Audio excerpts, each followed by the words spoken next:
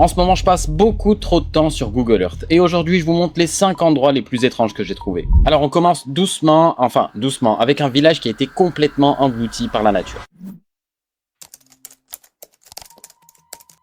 Si tu copies-colles ces coordonnées dans Google Earth, on va arriver directement au large de la Chine. Alors non, on va pas du tout arriver dans Shanghai. Comme tu peux le voir ici, on va arriver sur une petite île dans l'archipel de Shaanxi. Au début, quand tu zoomes un petit peu, tu as l'impression que c'est juste une île qui est toute verte et qui a des petits rochers. Sauf que si tu te mets à zoomer encore un petit peu plus, eh ben, tu vas te rendre compte que non, c'est pas forcément des rochers, mais c'est un truc qui est complètement fou. C'est un village qui est complètement abandonné. Ce village s'appelle Wutuan et à son époque, Wutuan comptait plus de 500 maisons avec plus de 2000 pêcheurs et leurs familles. Mais au début des années 90, les habitants commencent tous à partir un après l'autre parce que c'est trop isolé, trop compliqué pour aller à l'école, trop compliqué pour la nourriture et pour le travail. En quelques années, le village s'est complètement déserté de la totalité de ses habitants. Ce qui est fou quand tu vas regarder directement ici sur la petite carte que tu peux avoir en Street View, c'est que tu vas vite le voir, le village il n'a pas du tout été détruit, il a juste été abandonné par ses habitants. Tout est encore là, mais la nature elle a repris le dessus et tout est recouvert par une énorme couche de feuilles. Vraiment, on dirait juste que la nature est venue reprendre ses droits et que les gens se sont barrés sans que rien ne bouge entre temps. Ici, ce qui est encore plus ouf avec ce petit village qui est complètement abandonné, comme tu le vois, il y a toute cette partie qui est abandonnée, c'est que si tu descends un tout petit peu, ben là, tu as toute une ville et cette ville, ben, elle est encore bien vivante, il y a encore plein de monde, c'est-à-dire que juste à côté de ce village énorme abandonné, tu as une ville et les gens ne calculent juste plus du tout ce village. Franchement, quand tu tombes sur ce type de village, moi, il y a deux trucs qui me viennent directement en tête. La première chose qui me vient en tête, c'est comment vivaient les gens qui étaient là à cette époque-là. Genre, c'était quoi la vie au sein du village? Comment ils vivaient vraiment? Parce que quand tu tombes dessus et que tu regardes ça, franchement, on dirait un décor de film. Et la deuxième chose que je me demande à chaque fois que je tombe sur ce type de village-là, qui sont complètement hors du temps, qui paraissent vraiment être une scène de film, ben, c'est qu'est-ce que ce serait en scène de film? Donc, qu'est-ce qui donne ce village si d'un coup, je le change en film d'horreur?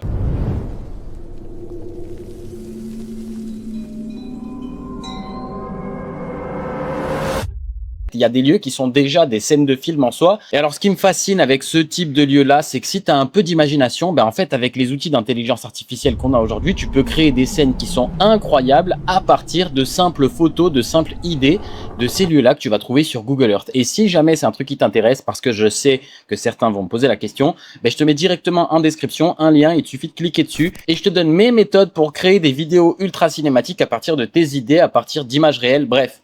Le lien est en description. On va tout de suite se rendre dans le deuxième lieu. Maintenant, on part en Italie et cette fois-ci, le village n'a pas été avalé par la nature, mais il a été littéralement englouti sous les eaux d'un lac. Ce qui est fou quand tu arrives sur cet endroit, c'est qu'à première vue, on dirait juste qu'il y a un rocher posé au milieu d'un lac. Sauf que ici, si tu tapes directement dans le Street View, tu vas voir que le décor il change complètement et qu'on tombe sur quelque chose d'absolument fou. Ben ouais, t'es pas en train d'halluciner et c'est pas non plus une image créée par IA, cette image existe bel et bien et c'est tout simplement un clocher qui est en plein milieu d'un lac. En 1950, la zone est transformée en réservoir hydroélectrique, l'eau monte super rapidement et le village de Curon disparaît totalement, emportant avec lui d'autres hameaux qui sont aux alentours. On parle de 677 hectares qui ont été complètement inondés et environ 150 familles qui ont été obligées de partir ailleurs, tout simplement parce que leur village allait être inondé. Et comme tu vois, on tombe sur des images qui sont complètement surréalistes où tu as littéralement un clocher qui sort de la neige. Enfin, on dirait vraiment qu'il a été construit là, sauf que pas du tout. En fait, il est juste englouti et les gens sont en train de marcher sur un lac. Quand le lac gèle, c'est absolument fou. Et on va pas se mentir, une fois que tu arrives à imaginer les petites ruelles, les petites maisons, la montagne autour, ben, tu te rends compte que oui, ici, il y avait un vrai village et que ce lac, c'est pas juste un lac, mais c'est littéralement un village qui a disparu. On part directement au Japon, dans un endroit qui ressemble littéralement à une ville fantôme cachée en plein milieu de la montagne. Alors comme tu vois, ici on va zoomer pour regarder un petit peu ce qui se cache dans cet endroit. Et oui, ce long vallon, eh ben crois-moi, il est presque entièrement abandonné. Et il suffit de te rendre directement sur les views en Street View qui ont été pris un petit peu partout directement dans cet endroit. Ici c'est très particulier et d'ailleurs ce plan je le trouve assez incroyable parce qu'on comprend pas ce que c'est, on voit que c'est énorme, que la moitié des choses sont complètement abandonnées et je trouve que c'est un lieu qui est ultra mystérieux et qui ressemble littéralement à une scène de film sans qu'on ait rien à faire d'autre quoi. C'est juste magnifique. On dirait vraiment un lieu de tournage de film qui est là, posé exprès pour faire ça. Et franchement, cet endroit, il est dingue parce qu'on dirait littéralement qu'il y a une station entière qui a été abandonnée. Et ça se voit que c'est un ancien lieu touristique parce que il y a énormément de parking, il y a des hôtels un petit peu partout. C'est juste que tout est laissé à l'abandon. Et il y a la moitié de la ville en fait qui est laissée à l'abandon et l'autre moitié de la ville qui continue à vivre avec cette énorme plaie en plein milieu.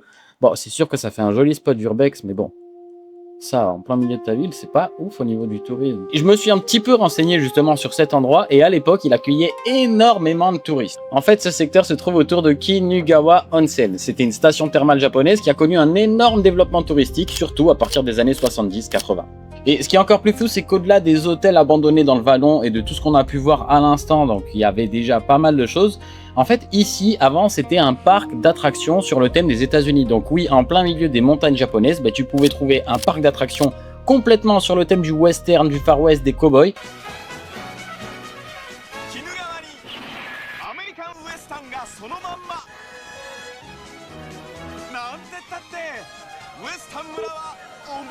Sauf que lui aussi, il a été abandonné. Et d'ailleurs, il est très connu dans le monde de l'urbex parce qu'il y a énormément d'exploration dans ce lieu-là. Et donc, le Japon se retrouve avec une immense zone entièrement abandonnée en plein milieu de ces montagnes. Là où avant, c'était rempli de touristes. C'est fou parce qu'il y a des immeubles, des hôtels, des restaurants. Il y a absolument tout. Et tout est explorable. En fait, aujourd'hui, si tu te pointais là-bas, tu pourrais absolument tout visiter. Si ce lieu-là ressemble littéralement à un fantôme caché en plein milieu de la montagne, le prochain lieu, lui, ressemble à un vaisseau spatial posé en haut d'une montagne. On va voir ça tout de suite parce qu'on se rend tout de suite en Bulgarie. Et quand tu mets les coordonnées GPS que je t'ai mis juste avant, tu vas atterrir sur cette structure qui est un petit peu étrange. Et alors cette structure, elle a une histoire qui est très particulière parce qu'elle a coûté énormément d'argent et elle n'a pas servi à grand chose. Clairement, c'est le genre d'image que quand tu tombes dessus la première fois sur Google Earth, t'arrives en plein milieu d'une montagne, t'as l'impression qu'il y a eu un bug de texture ou quelqu'un qui s'est amusé à rajouter des trucs parce qu'on dirait littéralement que ça n'existe pas et que c'est pas vraiment réel. Sauf que je vais te montrer que ça l'est. Tu te pointes directement ici dans les photos qu'on peut avoir via le Street View et tu vas voir que la structure est juste incroyable. Elle ressemble à ça.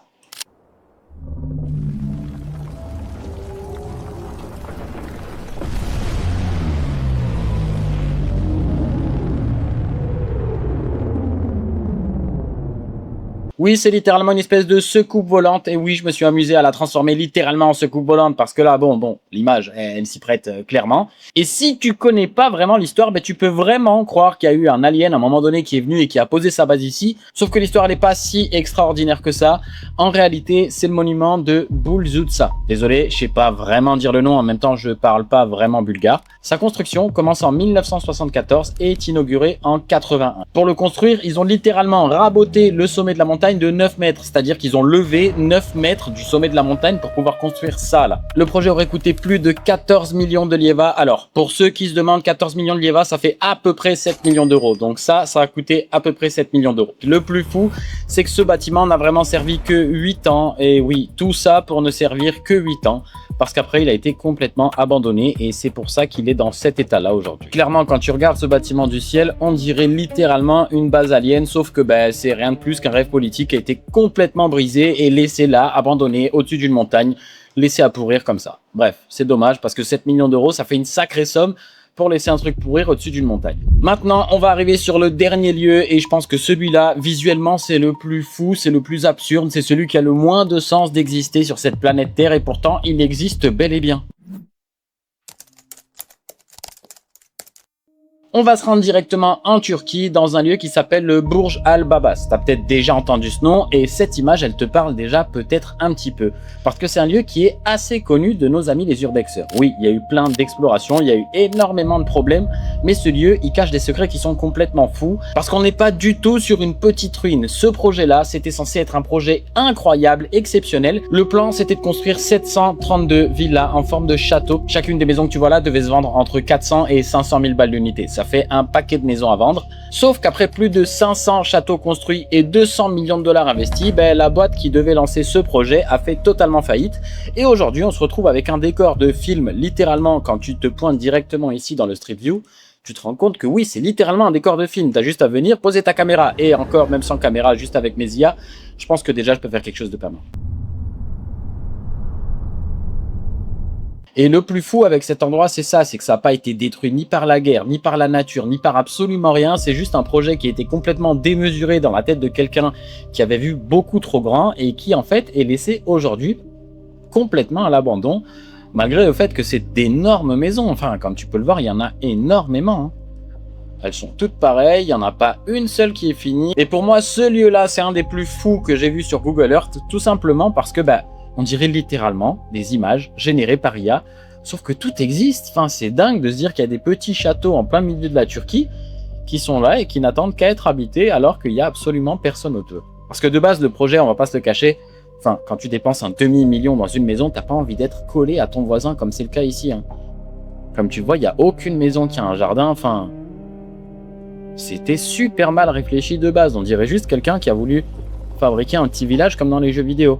C'est horrible, il y a tout le monde qui voit chez toi, t'as pas de jardin, tes gamins ils peuvent pas jouer dans ton propre jardin alors que t'as dépensé un demi-million. Enfin, pour moi, c'est le pire projet immobilier de tous les temps et en même temps un des lieux les plus fascinants sur la planète.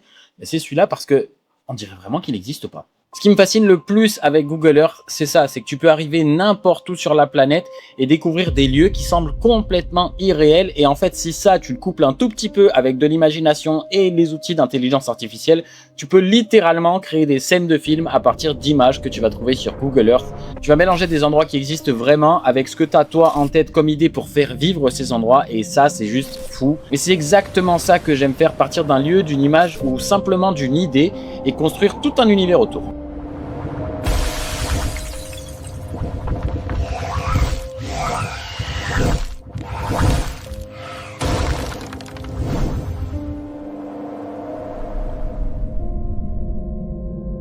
Si jamais tu veux apprendre à créer toi aussi des scènes cinématiques avec l'IA comme je t'ai montré dans cette vidéo, n'hésite pas, je t'ai mis directement le lien en description. Si jamais t'es pas abonné à cette chaîne, clique sur le petit bouton en bas et abonne-toi à la chaîne, moi ça m'aide énormément. Et surtout dis-moi en commentaire c'est quoi le lieu que tu as préféré dans les 5 que je t'ai montré. Et si toi-même tu as des coordonnées GPS qui amènent vers des endroits qui sont complètement fous, mets-les directement en commentaire de cette vidéo. Nous, on se voit dans la prochaine parce que j'ai trouvé des endroits encore plus fous à visiter. C'était Carré. Peace.